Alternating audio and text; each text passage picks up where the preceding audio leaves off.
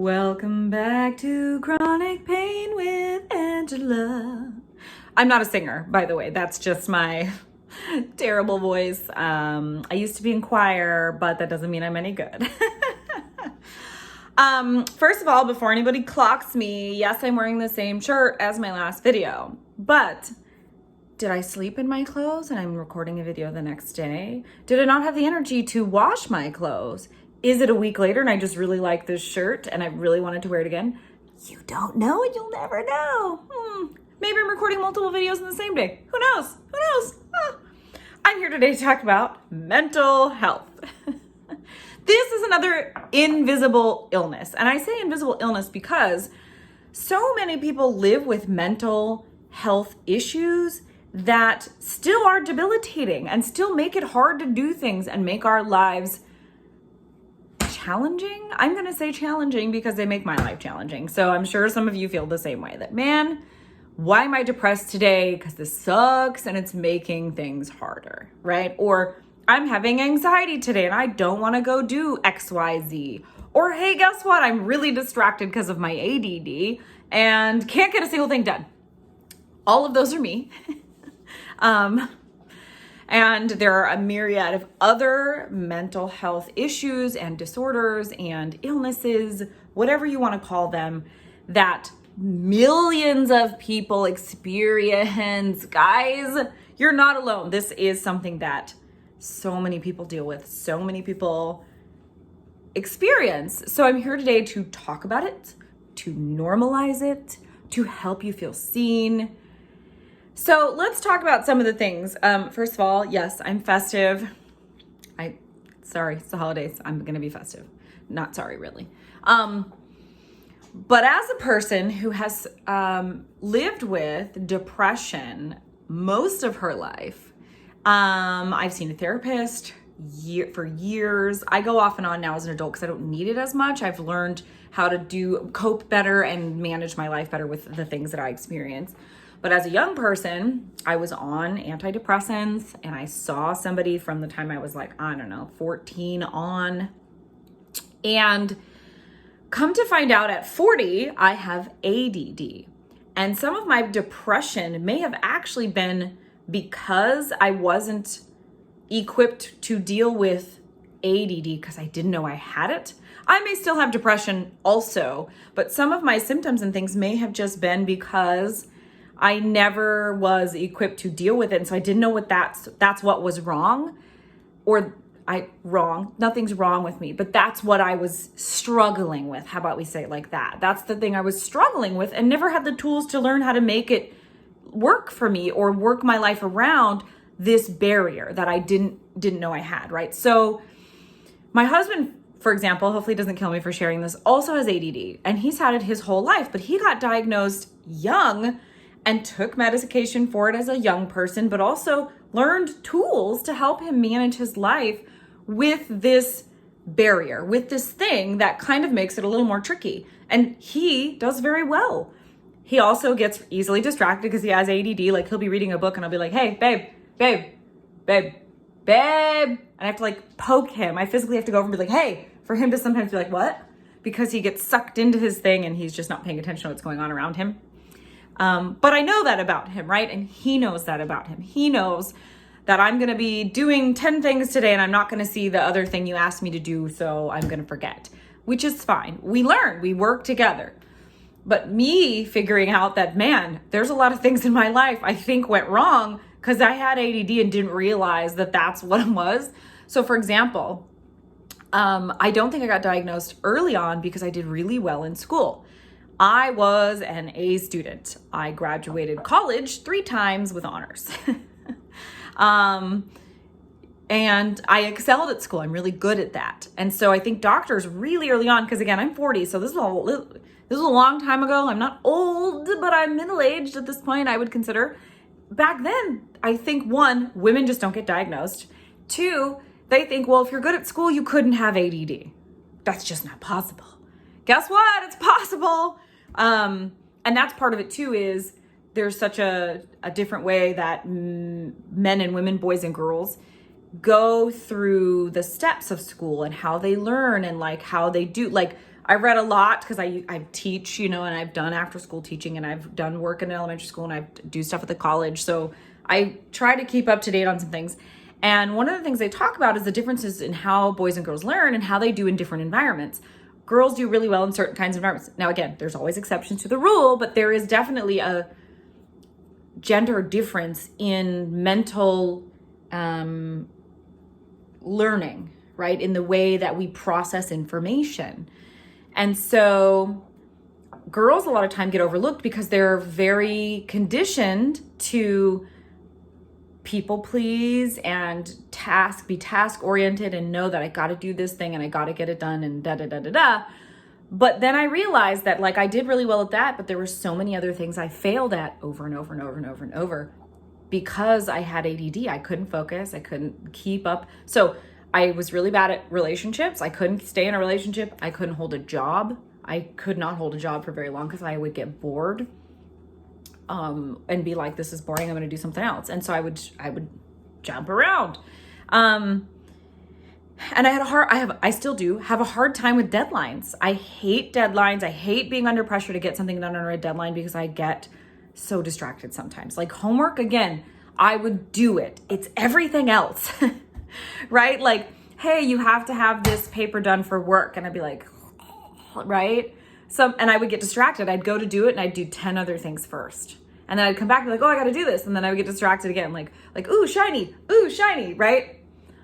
And a lot of this, talking to my husband, he's like, yeah, that's exactly the things I experienced. Or like some of the things when I'm talking about feeling overwhelmed in my studio because I want to do this. And then and he's like, that's exactly how I feel. And he knew that's his ADD, but I didn't. And so it was very it threw me off, right? And now realizing that may have been the reason I struggled so much because I didn't have the tools to help me be the best me, use what I have to my potential. I struggled a lot. Now that I have awareness and I'm working with a therapist, I'm having more success in figuring out how to make what I do well work for me and the things I struggle with easier or less stressful, perhaps. They're not going to be necessarily easier, but because this is hard. I also still have depression from time to time, but it's getting less. I feel less-ish because I'm just trying to manage. But there are always dark days, guys. If I'm going to take a quote from Dexter, it's your dark passenger, right? If you have depression, it's always there. And I think I've explained this before to my husband. It's do you know what a vignette is? Right? It's like a fuzzy corners, right? You're looking at a vignette and it's got the little border. I feel like depression's like that. It's always there in the corners, right? And so some days it creeps in and makes everything dark. But most days it's out here in the corners and I'm pushing on it with my foot to keep it there. Sometimes. And sometimes it just stays there and I don't have to worry about it. But it's always there. It's just even just a little bit. There's a little bit of it. And so when people be like, being happy is a choice. It's not. It's a habit. And I'm not happy every day, but I choose to try and make better habits about my thoughts, about my thought processes, about my outlook. It's not going to go away ever because depression is, to me, and to most people I know who I've talked to who have depression, it's lifelong. It is something that you live with. It is a mental, I'm going to say illness because it's like a chronic illness. It's like living with my Crohn's. It's there forever. It's always going to be there. Some days are better than others, right? Some days it's dark and some days it's fine. But one of the things, and I've said this in my other videos, at least one, is the one thing that helped me that this is crazy and I wish I could chat from the rooftops, is my husband started asking me when we started dating, because he noticed I was depressed sometimes. He would say, what's the best thing you did today? And he would ask me that every single day. And because of that, I started asking myself, well, what is the best thing I did today? Well, I got out of bed. Some days that's what it was. Today was a depressing day. I got out of bed. All right, cool. I guess that was the best thing I did today. Then other days it was oh, I did this, I did that, right? There are better things. But the more he asked me that, and the more I had to look for what was the best thing I did today, the more I started to just see the better things in every day, right? The more I was like, oh, this was cool. Oh, this was nice. And you stop having that depressed, pessimistic outlook towards everything, which I still get sometimes. We all do it, but I stopped doing it every day, right? Every day became more about what is the good thing I did today? Because when you look for gratitude, you look for joy, when you're looking for that, then you see it more. It becomes a pattern. It's the same thing when you're looking for the worst thing today. You're like, oh my God, that dude cut me off in traffic. What the F? This is stupid, blah, blah, blah. Then that attitude seeps into every other thing you do that day, because then you're looking for the worst because you're already upset and you're already thinking the worst.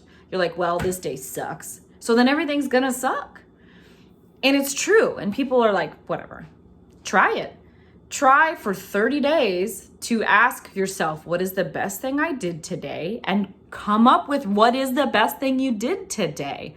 And maybe you'll start looking for the best in the things that you're doing instead of the worst. That's my super depression fighter tip. Now I have it printed. I wrote it in fancy script. I didn't print it. I wrote it in fancy script for myself, and I cut it out, and it's on my desk, right above my desk, and I see it every day. So I see it and I read it and I go, yeah, what's the best thing I did today? When I get down, I try to think, what's the best thing I did today? Because when you look for it's positive begets positive, right? Like they tell you, an eye for an eye makes the world blind. It's the same thing with violence. Violence begets violence. If you're violent, then violent things are going to follow you, attract you. You're going to look for them. Positivity, which is hard for depressed people. It's hard for me sometimes. And everyone's like, you're so positive. I struggle. It's a struggle, okay? But it's there because I work at it. And I've started to look for the positive in every day, which makes it easier to see it. Because I'm looking for it instead of what's the worst thing that happened. My bank account was overdrawn and my dryer broke today and the dude in front of me cut me off in line. Instead of focusing on those things, I go, crap, the dryer broke. Well, at least it didn't start a fire. Okay, how do I fix this?